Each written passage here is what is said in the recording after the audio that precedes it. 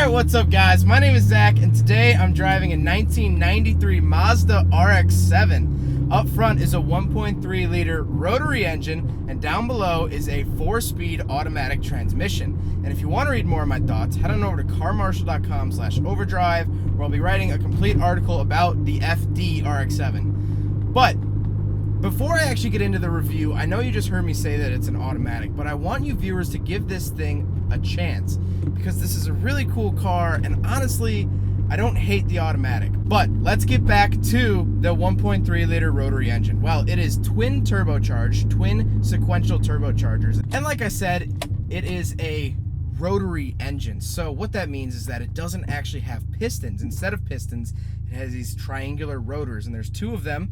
They're on essentially a crankshaft called the eccentric shaft, and it rotates instead of up and down motion. If you guys want to learn more about the rotary engine, my whole channel is actually pretty much it's reviews and rotary stuff. So this is actually a really awesome crossroad. But if you want to learn more about the rotary, check out my channel. I have a ton of info about that. But that being said, it's a 1.3 liter, and you might be thinking, if you're not familiar with rotaries, you might think that's a really small displacement. Yes, it is, but this car, as it is right now, is probably making about 300 horsepower out of a 1.3 liter, which still in today's standards is awesome. And you have to think, back in the 90s, a 1 liter made 60 horsepower maybe. So a 1.3 that was making 270 about factory, that's insane, and that's really, really impressive.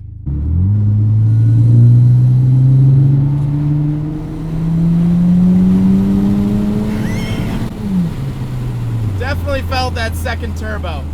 Definitely felt that second turbo. You can probably tell by my face when I felt it.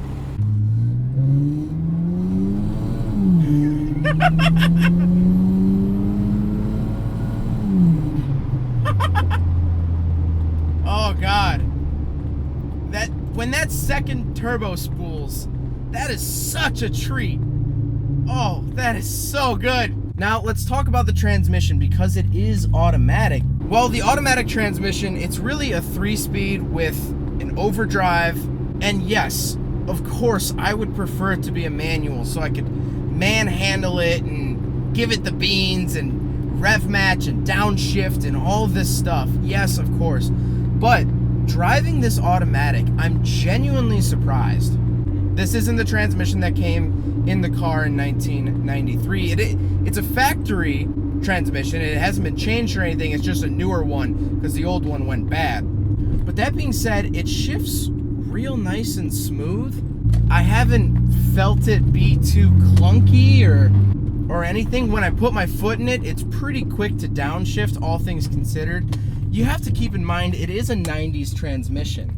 So it's not going to be this amazing 8-speed transmission that we get today. We're kind of spoiled in today's market by all of the amazing automatic transmissions we can get, DSGs and ZFs and all that stuff. So no, it's not the best automatic transmission in the world, but it definitely works. That being said, on the shifter, it actually says hold. You can tell the car to hold gears, which is a nice feature, and honestly, I haven't really been doing it all that much, but it's nice that I guess if you really wanted to or needed to, you can hold a gear. So let's move on to the interior. Well, in front of me, I have a center mounted tachometer, which I love. I absolutely love it. I think it's one of the coolest parts of RX-7s is that it really reminds you that you're driving something special. You see that $7,000 red line, and it genuinely gets you excited. To the right of that is my speedometer. Nothing really too crazy there. It's also where you get your odometer. Then to the left, I have oil pressure, coolant temperature, and my fuel gauge. And then I get a little readout to the bottom left that's telling me little warning lights. There's also a similar one off to the right. On the steering wheel, I have 2 thumb buttons for my horn and cruise control, which is really nice. Even for a 93, my 2007 Pontiac doesn't have that. In the center, we get air conditioning controls, which are working and I am enjoying quite pleasantly right now. You get a radio, which does have a CD player as well as a tape deck. And then, of course, you get your shifter, which, like I said, it's automatic, and it does say hold, and it has this giant button on top. You do kind of have to manhandle it into gear. Then I have fog lights and my rear defroster. I have a little ashtray, and then I have a little light. They look like buttons, but they're actually lights for the security, so it has an alarm. And then the overheating exhaust. You won't find that on almost any other car.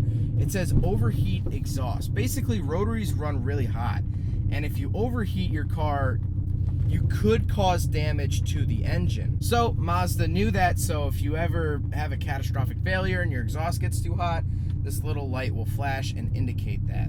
The seats are leather. They're actually really comfortable. They're sporty, but they are still very comfortable, and this does have leather because this is the sort of Grand Tour edition of the FD. Now, behind me, it looks like there's back seats. And normally when there are back seats, I'll do a back seat review, of course, but there actually aren't back seats. It's just these bins, and I don't know why. I'd like to imagine someone at the Mazda Corporation was like, hey, the FD's got back seats. Psych!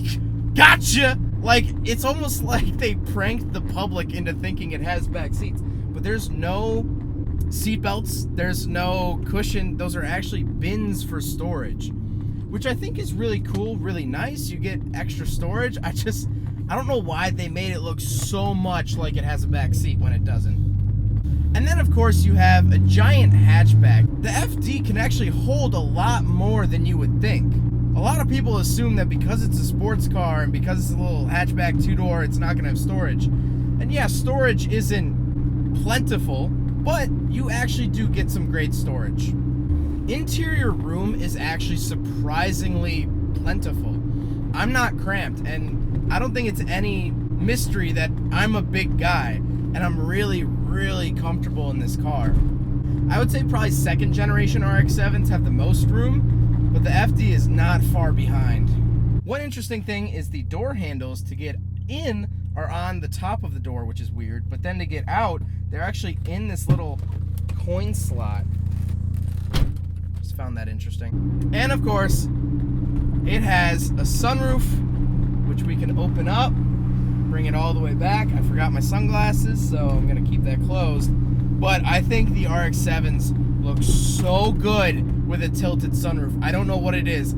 Pop the headlights up, which we'll get to in a second, but pop the headlights up, pop the sunroof. I think that's the best an RX-7 looks. The best. Not open, popped.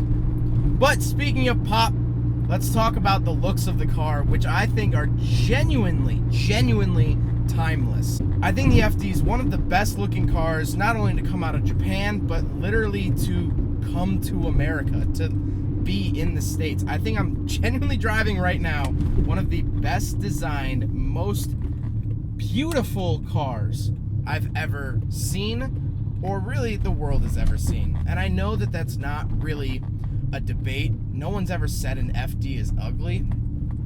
It is just such a good looking car. And the reason I bring that up is because of those pop-up headlights. You get pop-up headlights in the RX-7.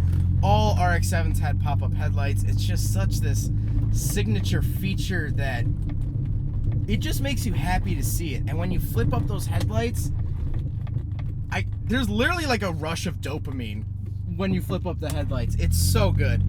So really, the FD, and I keep saying FD, let me clarify for those people who don't know much about RX-7. So basically, there's 3 generations of RX-7. The FB, the FC, and the FD. This is the 3rd and last generation of the RX-7. Yes, there also was an SA at the beginning, but really, the SA and FB chassis are so close together, they're so similar that really that makes up the 1st generation. But getting back to the point, the FD is really the swan song of the RX-7s. This is the King Daddy RX-7. In America, we never got a 1st gen turbo.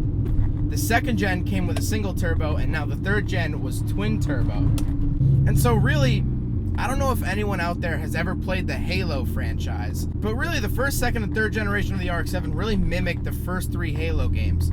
Because Halo 1 is so classic, and that's the FB. It's really classic. You know, there's not a whole lot of features, very minimal guns, couple different enemies, that sort of thing. Then you have the 2nd gen, or Halo 2. They added multiplayer. It got a little bit better, and a lot of people still like Halo 2. But then Halo 3 came out, and it had online matchmaking that was on a wide scale. I know Halo 2 did, but Halo 3 was on a wider scale, i.e. the twin turbos instead of a single turbo. The campaign of Halo 3 was so good. It was this final stand against the Covenant in Halo, and this is the final stand against piston engines. Yes, there was the RX-8, but that was really like, why'd you revive the series? But this is the final stand, the final frontier for rotary engines. This is the pinnacle of the rotary engine. And I get it. I love it. It's so good. Even with an automatic transmission. And honestly, I'm going to let you in on a little secret. I love reviewing automatic transmissions because I don't have to worry about learning a clutch or shifting weird. I just get to feel the power of the car from what it is, and I'm going to feel exactly what everyone else feels. I love the FD. I love it. There's no two ways about it. Well, I hope you guys enjoyed the video. I hope you guys learned something about the FD RX7. If you want to read more of my thoughts, head on over to carmarshall.com/overdrive. But again, I hope you guys enjoyed it. I don't think you guys could possibly enjoy watching this video as much as I enjoyed driving this car, but I hope you guys enjoyed it. Don't forget to rate the video, comment on the video, and subscribe if you really liked it. Take care, guys. There goes a sight from my soul.